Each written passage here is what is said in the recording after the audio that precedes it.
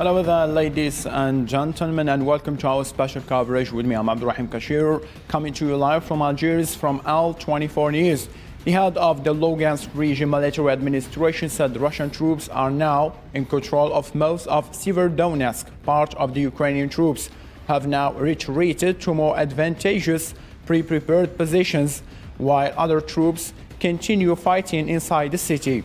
If Russian forces gain control of Severodonetsk, the neighboring city of Lysychansk will be only urban area of any scope in Lugansk to remain under Ukrainian control. The Russian economy will not suffer due to the EU's partial ban on its oil due to the new markets and rising fuel prices, the speaker of the Russia's Federation Council said on Wednesday, according to Russian state news agency TASS. On the other hand, US and Germany and even France are sending more weapons to Ukraine. So, how will the situation be in the coming days? All of this is going to be analyzed today in our special coverage by our panel of guests. I'm joined live via Skype by Emmanuel Peterbon, geopolitical analyst inside over from Italy, and Marina Kugut, senior political analyst from Ukraine, and from Russia, Leonid Savin, director of the Foundation of Monitoring and Forecasting, chief editor of Geopolitica, a think tank, member of Military Scientific Society of the Ministry of Defense of Russia. Gentlemen, madam, thank you so much for accepting our invitation to this debate. The discussion begins right after this break.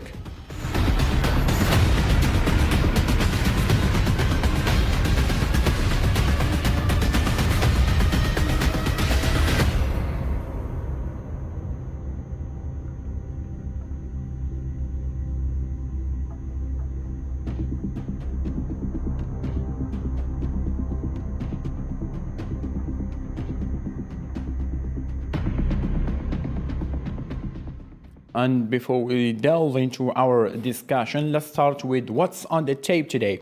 While much has been made to slow the Russian advance in the Donbas region, the speed of territorial gains from Russia has come to a stage where half of the eastern Ukrainian city of Severodonetsk is going to be now under the control of Russian forces. Our plans are clear. We will deoccupy our entire territory, which historically belongs to us, and in accordance to all international laws. This is our plan.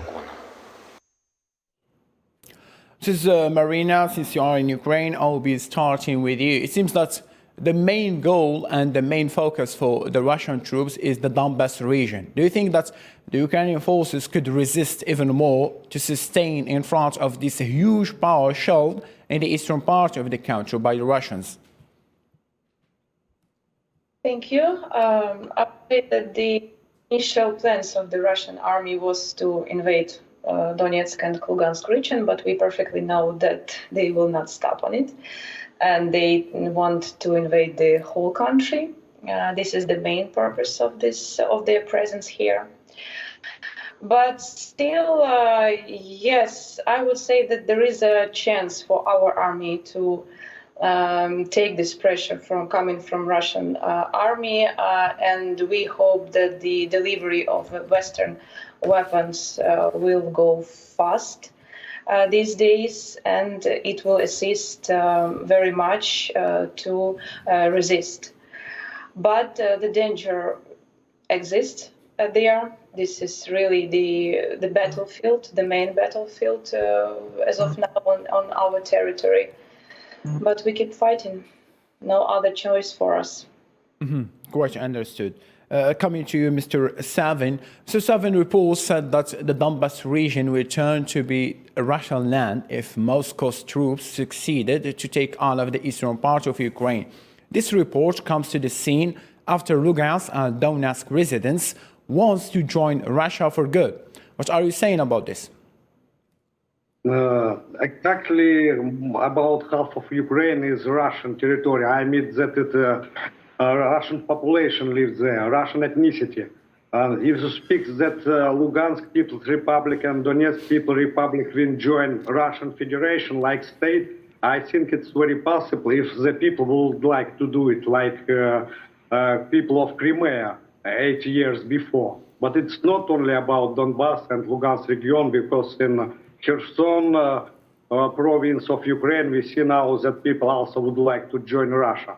So it's about other regions of Ukraine too, Kherson, Nikolaev, Odessa, and maybe Kharkov region too. So it will be another borders of Ukraine in future. I am sure about it. Quite understood. Coming to you, Mr. Emmanuel, since you are in Europe as well and a European, Zelensky's words were as follow: Europe needs to show strength because Russia only sees strength as an argument, and raised many other questions such as why do you depend on Russia, on their Prussia, and not vice versa? Russia must depend on you. Why can Russia still earn almost €1 billion a day by selling energy? Are Ukrainian and Russia putting European unity to the test? What do you read in on this? The first rule of geopolitics is that geography matters. I don't think Europe is dependent on Russia. It was several years ago a kind of win-win relationship. Energy in exchange for technology and other kinds of like-minded agreements. Over the years, of course, this kind of relationship led to a kind of dependence. But this dependence is not equal to all countries. I mean, there are countries within the European Union which are heavily dependent on Russia, like Germany. But there are many other countries which are not, like Spain, Portugal, and even Poland, for instance, managed to reduce its dependency on Russia. I do think that Ukraine is a kind of stress test for two kinds of relationships: the European Union-US relations and the European Union-Russia relations. And in my opinion, Ukraine is being used by the US to decouple the European Union with Russia. And this is why, for instance, the sanctions regime is not working. I mean, the US did know that Russia developed a kind of resistance economics in the last years. Coming to the point you have just raised, Mr. Emmanuel, don't you think that Ukraine has been sacrificed for an already agenda made? Because critics and a lot of reports said that before this military operation were launched, there were plans that it happens before.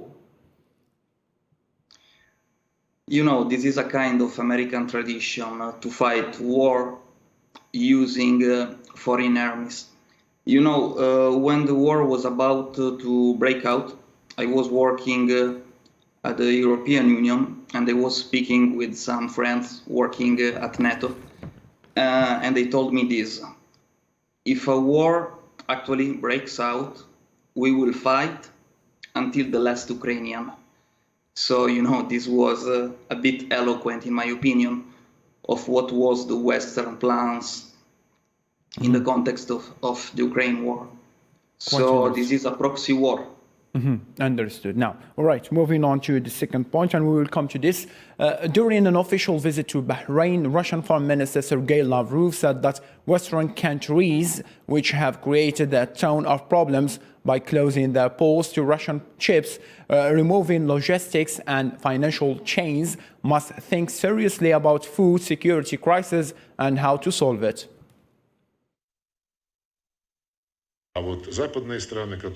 Western countries, which have created a ton of man-made problems by closing their ports to Russian ships, cutting logistics and financial chains, need to think hard about what matters most.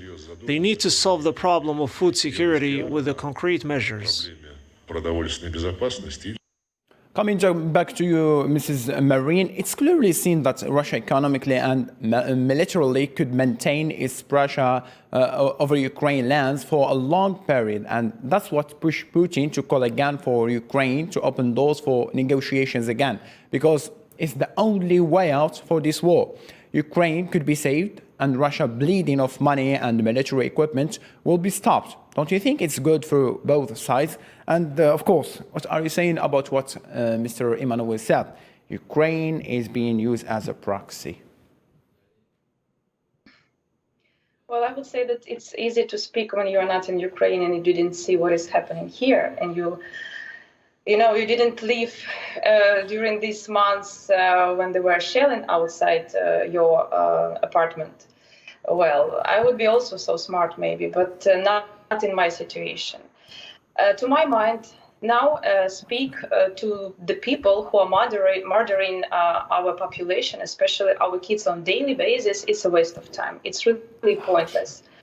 And actually, the majority of our population think the same. Yes, still our president is ready for bilateral negotiation with Putin, but you will not find lots of support for that. Because what should we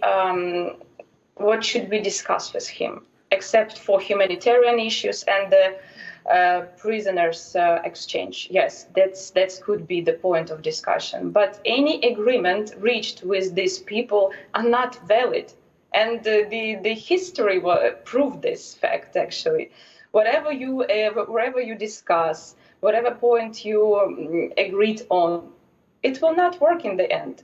Therefore, just to waste time and to speak with them, I don't know. I don't see any point. The only way to fight and to negotiate, let's say, is on the battlefield. That's it. They understand only power. Thank you. They do understand only power. Okay. Mr. Zavin, Russia's main target behind this military operation was to stop the NATO expansion eastward Europe. But now, Sweden, Finland has applied to join this alliance. Could we say now that Russia has failed to reach the ultimate goal, which is preventing NATO to be enlarged precisely near the Russian borders?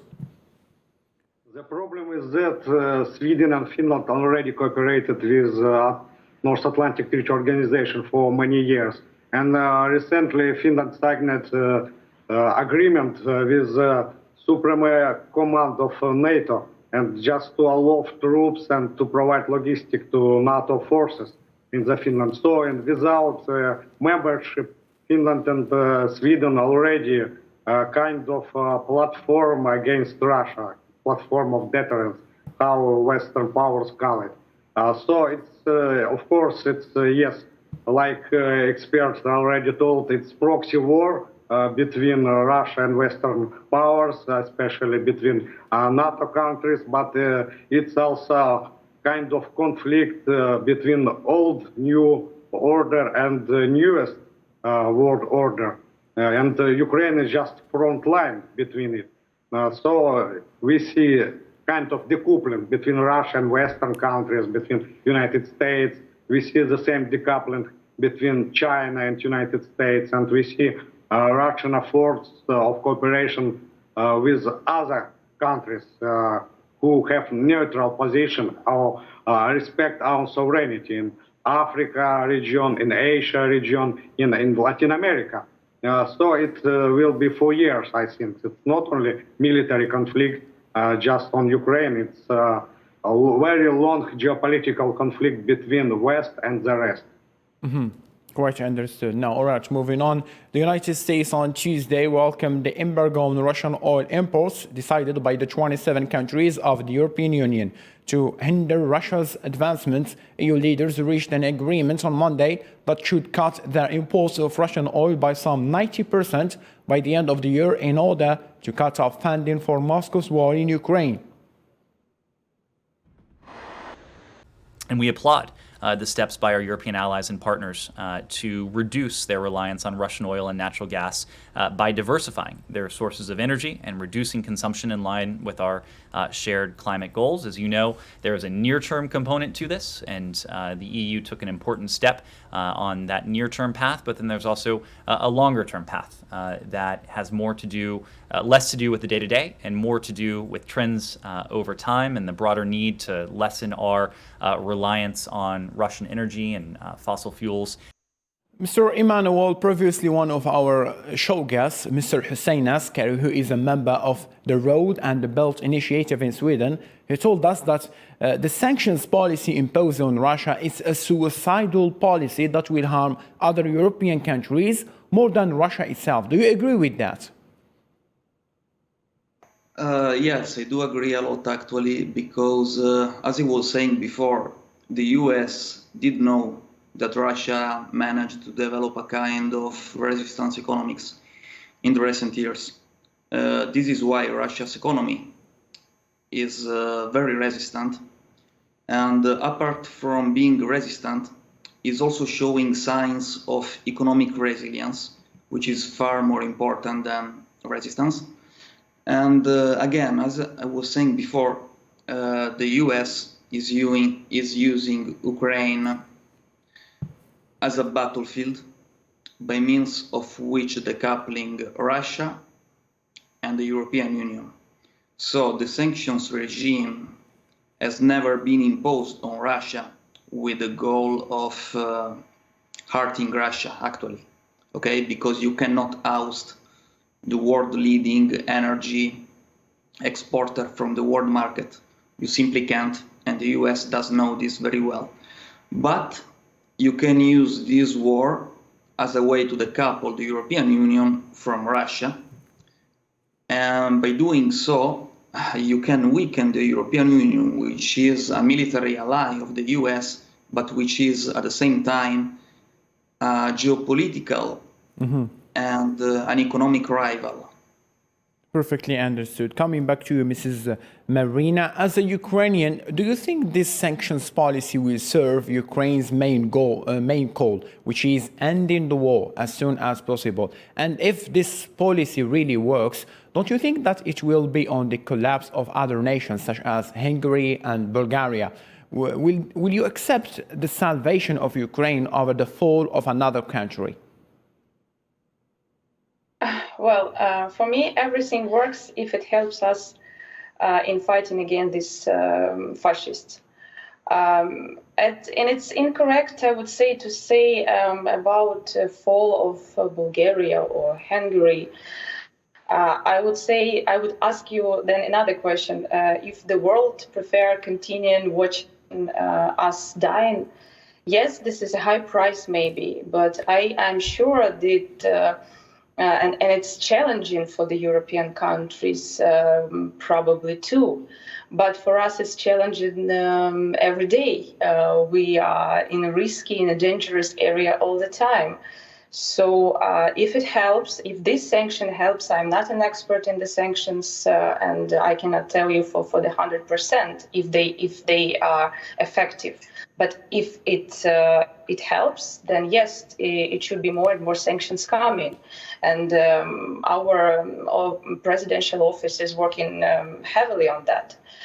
And the European countries should understand one thing, that if we will not stop Russians here, they will come to their homes. I don't think they want this happen. So let's say that all the methods are good in this war. Even if it hurts another country. Okay. Mr. Savin, directly, how will Russia face this new pack of sanctions? The main target is the source and the Russia's power, oil. Don't you think that these new sanctions they will hurt deeply Russian economy? No. Russia prepared for such kind of sanctions, and Russia was prepared for sanctions before. And the most impact was in 2014 when Crimea rejoined with Russia. Now sanctions have not a serious impact on Russian economy. it's mostly impacted on ordinary citizens who just would like to fly to Europe, for example, and etc.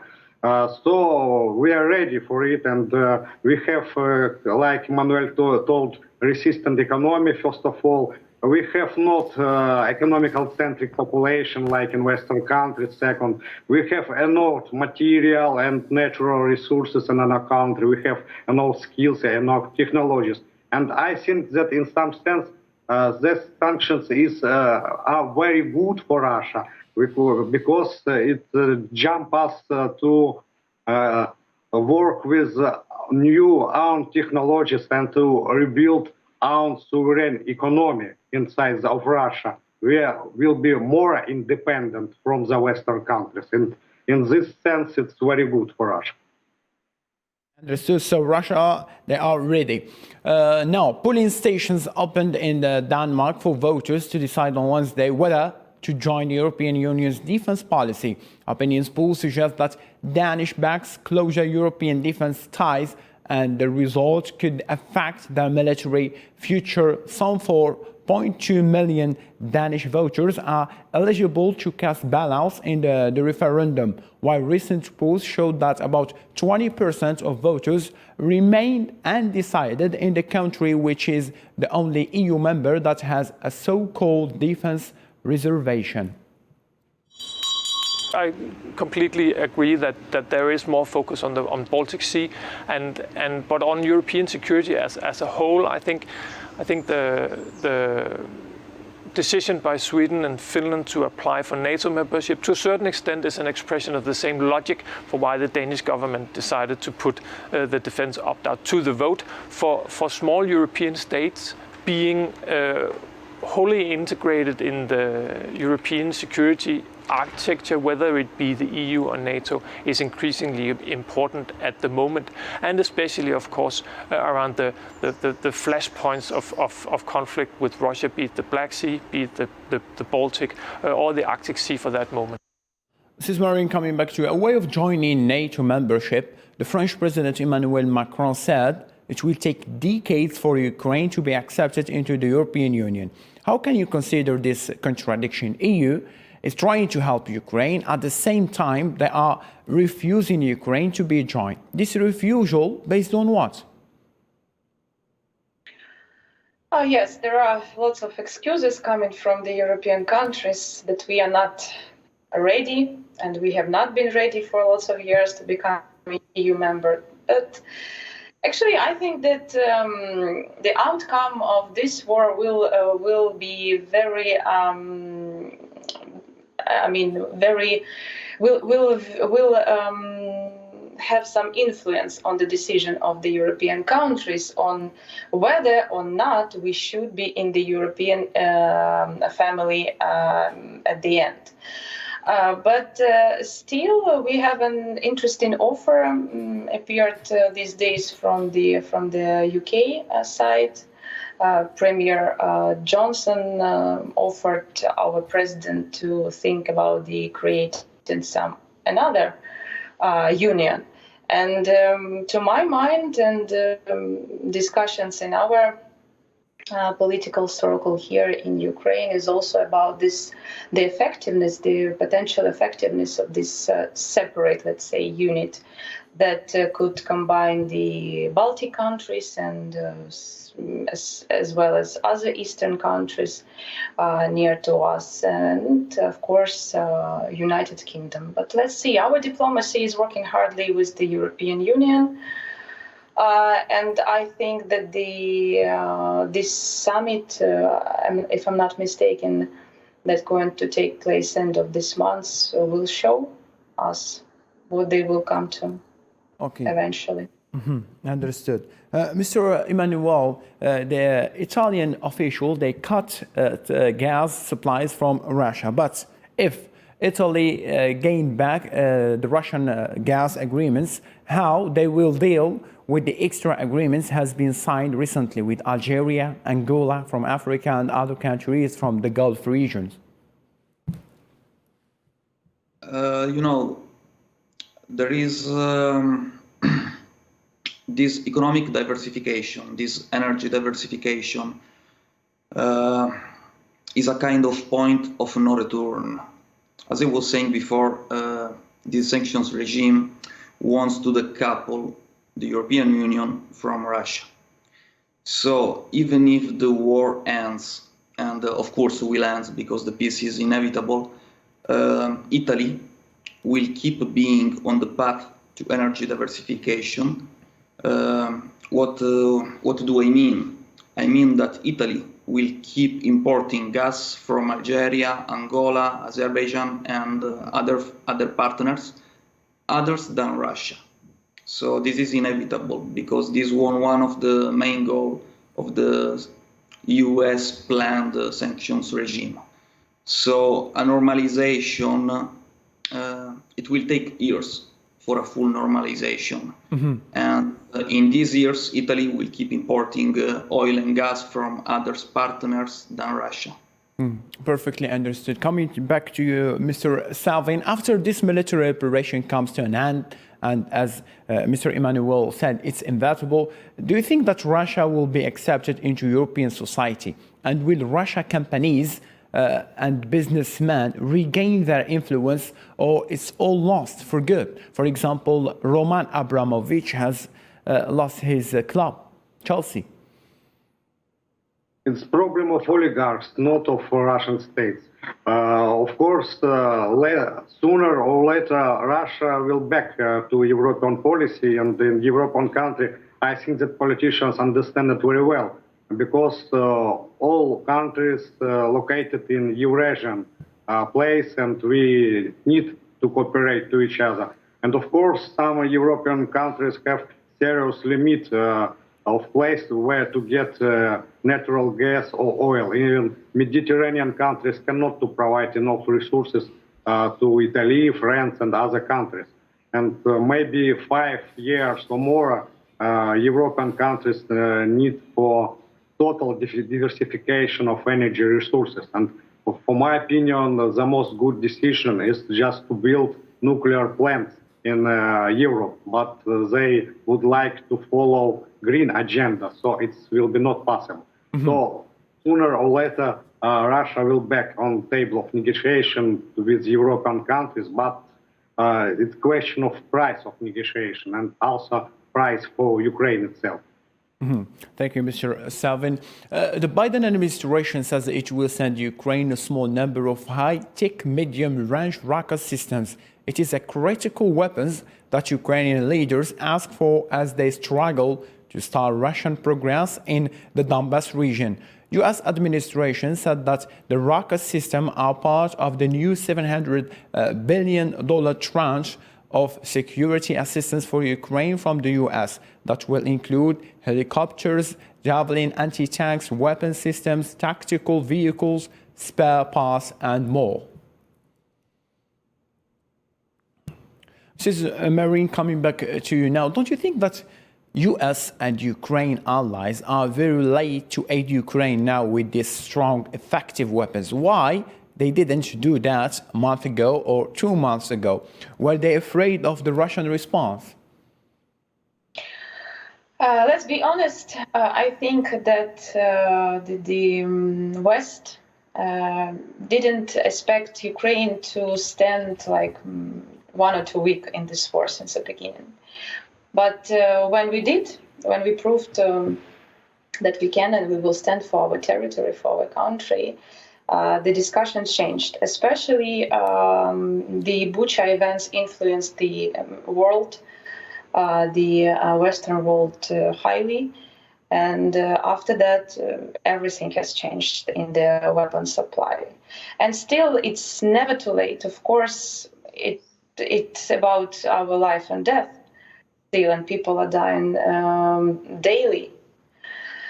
But we are grateful for having finally receiving these weapons, and I hope that it will take not a month that was forecasted before, but maybe sooner, because it will take other 1 or 2 weeks to train our soldiers as well. So let's hope that maybe in a month the situation on the battlefield will change. Mrs. Marin, I will stay with you. Don't you think that there is a propaganda made over the Bucha crimes? Okay, a lot of people have been killed, but there is a propaganda made by the Russians as well as by Ukrainian authorities, because they refuse a free investigation, or let me say an international investigation so far. What do you say about that?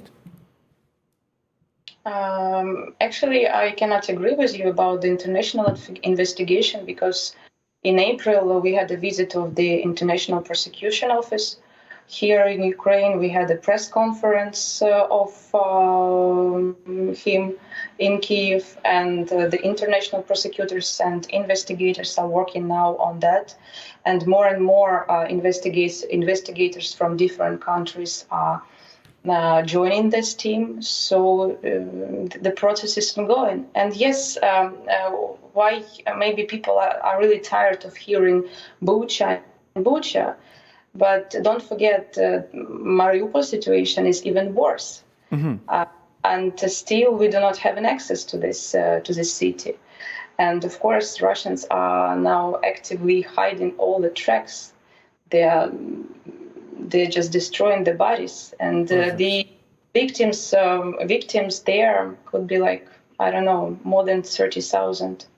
Okay, coming back to you, Mr. Savin, what are you saying about this? Is it a propaganda or a fact and the horrible truth, the Bucha crimes? Yes, of course, it's kind of propaganda on steroids, and transparent investigation is not possible because there is only one side, Western powers and the Ukrainian side, and they all together will blame Russia for it. But Russia have already captured a lot of documents on some territories, including Mariupol, about biological laboratories of Pentagon, for example, documents of Ukrainian militaries, document of Ukrainian neo-Nazi like Azov regiment battalion, and of course a lot of persons from this neo-Nazi groups and the Ukrainian army already surrendered. They give some interesting facts. Understood. Investigation committee. Of course, there is also a problem that Russian media is not available in the European countries. I'm sorry to cut your train of thought, Mr. Savin, but I have been called to put an end for the show. We have reached the limited time. Thank you, dear guests, for your thorough analysis. Mrs. Marin from Ukraine, Mr. Savin from Russia, and Mr. Emmanuel from Italy. Thank you, dear viewers, for keeping it here on L24 News. Bye for now.